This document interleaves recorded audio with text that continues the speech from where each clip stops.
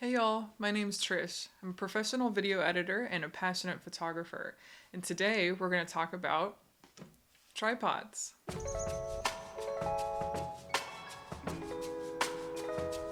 So for the purpose of this video, I'm going to use two different kinds of tripods.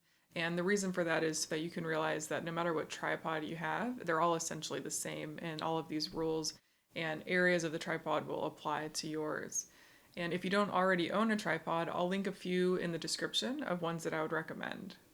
Okay, so at the basic level, a tripod is a device you use to stabilize your camera. All tripods essentially have four main sections. They have the feet at the bottom, the legs, there's a center column, which we'll talk about, which is in the middle here, and then they have the head.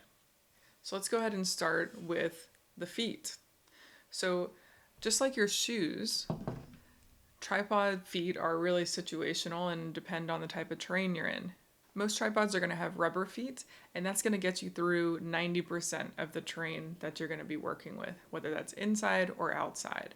But for some extreme situations like mud, rocks, ice, you want to use these kind of spiky feet. And usually these will come with your tripod, but as you can see here, these spikes allow you to push into the ground and really secure your tripod on hilly situations or ice or mud, like I said.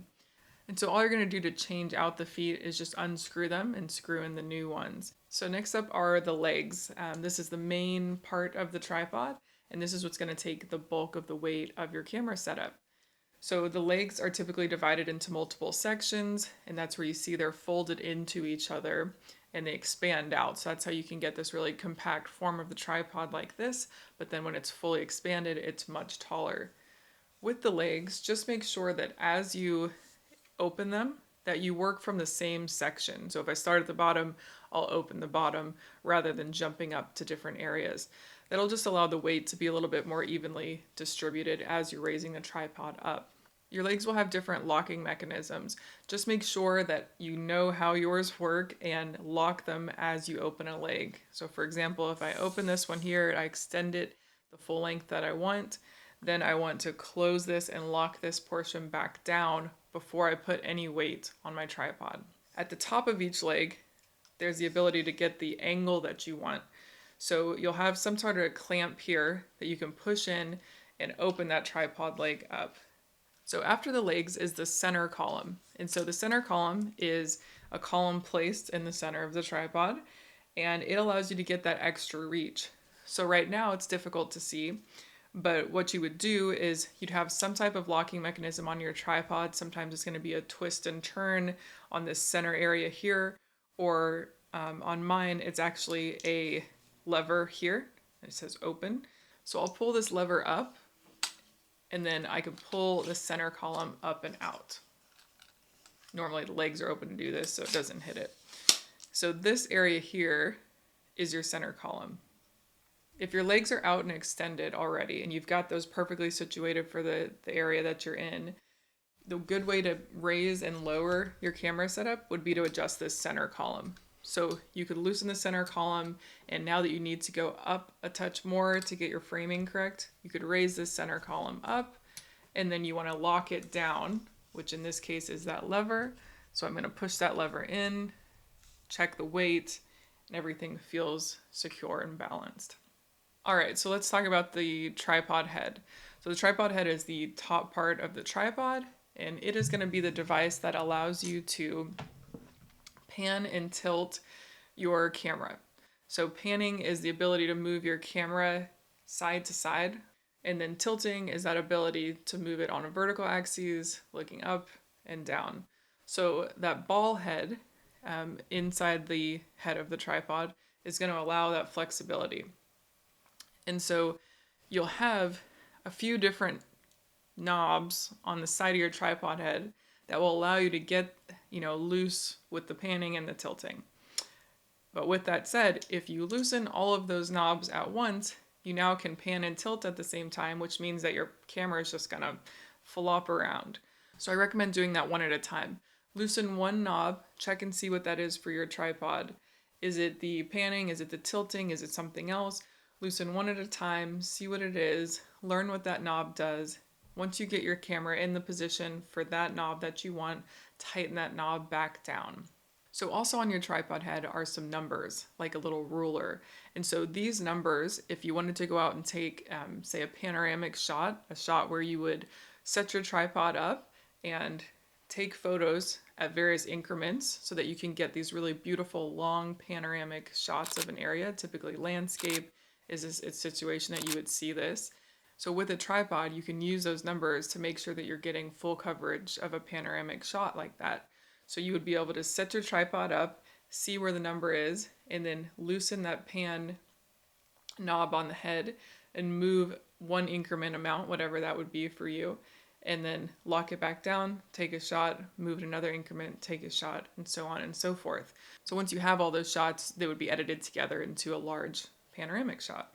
But that's just another cool use case, and a big reason why those numbers are there. There's a lot of other helpful ways you can use those numbers to repeat shots, and to know exactly what angle you were at before when you took a shot. The most important thing on the tripod head is the tripod plate.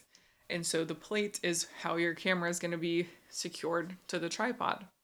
The biggest mistakes I see when people are using tripods, other than not balancing it and maybe not locking the legs, is not properly locking the tripod plate. So you want to first take it off of the tripod. One of those knobs you've explored has the ability to loosen this tripod plate so that you can remove it from the tripod.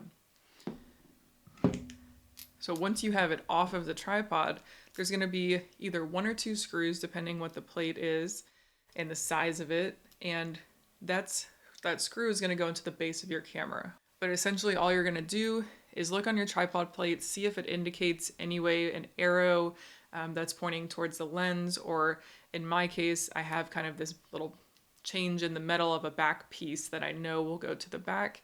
This will help me orient as I place it on my camera. I'll match that screw up to the camera and then tighten it down super tight. You don't want any type of wiggle on this. So screws like the one I have here, I can actually use a tool that came with the tripod to be able to tighten this, but I can also use like a quarter or a key to tighten it up. So just keep something in your camera bag that allows you to tighten this on securely.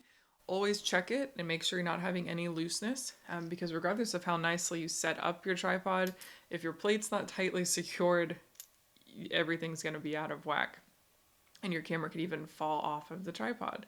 So securely tighten this to your camera, and then you're going to place that back onto the tripod and tighten the area that locks the plate in place.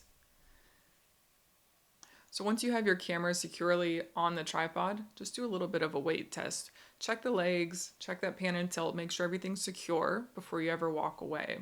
So my final tip is if you shoot with any long lenses, or if a lens comes with this type of handle looking piece like this, then make sure that what you attach to your tripod is not your camera, but instead this part of the lens. This is here to allow a more central point of balance. So imagine if the camera body was here and I was mounting back here, there's so much weight cranking on my camera. Now these are the places though where you're going to end up having multiple screws because it is a broader, longer piece than the underneath of your camera body. So you may need a separate tripod plate for this. And so what I've done is for my longer lenses, I actually have another tripod plate that I currently have on my 200 to 600.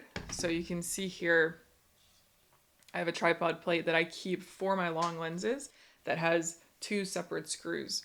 And so this one allows me to be able to just switch between these 2 lenses and keep my tripod plate available for my camera, but also makes me quickly be able to put this on my tripod as needed. So when I shoot with the 200 to 600, I typically don't mount directly to the tripod. I will use an adapter like I'll show you here. This adapter allows me to be able to smoothly tilt and pan with such a long lens. It also gives me a wider range of tilting particularly. So when I'm shooting things like the moon or astrophotography, I can get really cranked up and angled up high and lock that down securely and not worry about having that set for a while.